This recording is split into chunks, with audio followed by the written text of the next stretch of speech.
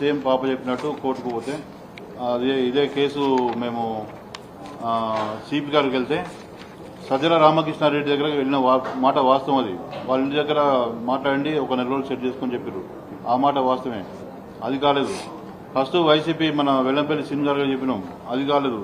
ఎవరి దగ్గర తిరిగినా మాకున్న పెద్ద మనుషులు కానీ మాకున్న లాయర్స్ కానీ ఎవరైనా సరే ఆయనకున్న పలుకుబడితోటి వాళ్ళని రాకుండా చేసి వాళ్ళకి ఇంత ఇస్తాం అని చెప్పేసి ఏ ఒక్కరిని కూడా రాకుండా చేసి మమ్మల్ని ఒంటరి చేసి కనీసం వీళ్ళు ఏం చేసుకుంటారో చేసుకోపోయే ఉద్దేశంతో ఎంతో ధైర్యంగా అన్యాయం చేయడం జరిగింది.